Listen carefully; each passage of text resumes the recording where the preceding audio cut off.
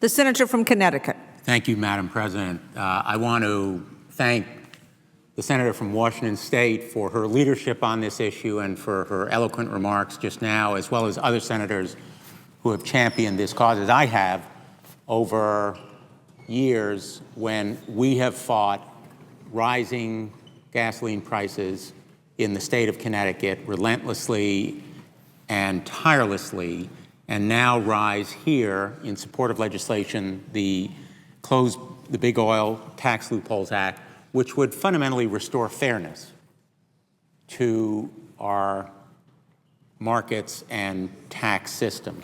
Over the last decade, the big five oil companies have taken home about $1 trillion in profits while enjoying tens of billions of dollars in taxpayer subsidies and giveaways and sweetheart deals and preferences, which undermine the credibility of our tax system and our economy in the eyes of ordinary Americans.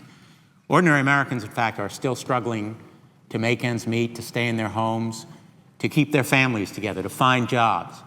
And in Connecticut, the price of gasoline now has risen to more than $4.25 a gallon from about $3 just a year ago.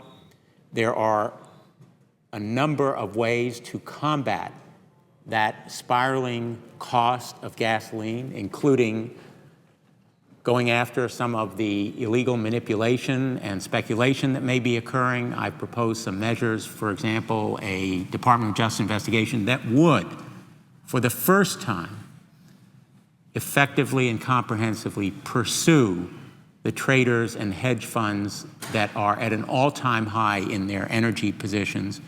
But the ending of giveaways and subsidies is about the fairness of our economic system and our tax code.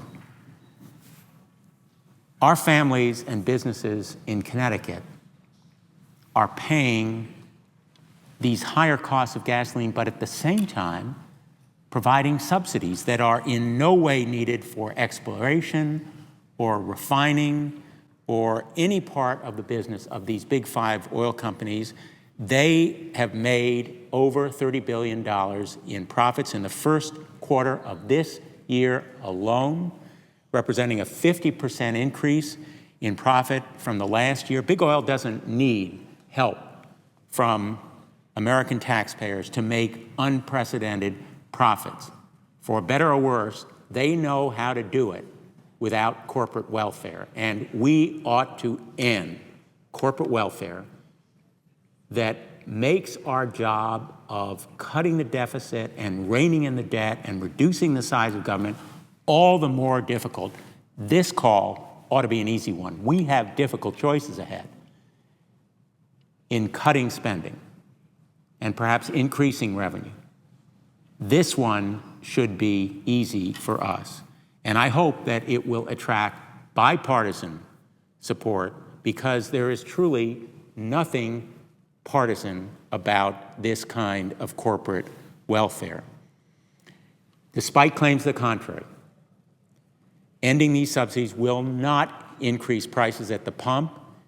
It will impose basic fairness, because Americans will no longer pay out of our pockets for these tax breaks and giveaways to some of the most profitable companies in the world, but it will not add to prices at the pump.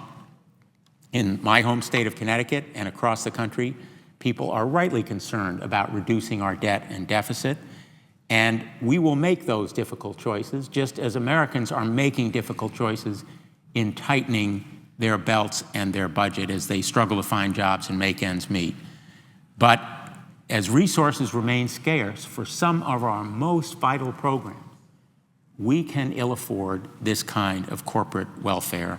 And I urge my colleagues to seize this moment, cut these subsidies, protect the hard-earned dollars of American taxpayers, taxpayers in Connecticut and throughout the country who basically want fairness, shared sacrifice, truly shared sacrifice, And I urge my colleagues to demonstrate to the American people that we are serious about tackling unfair giveaways and to take this step toward restoring fairness.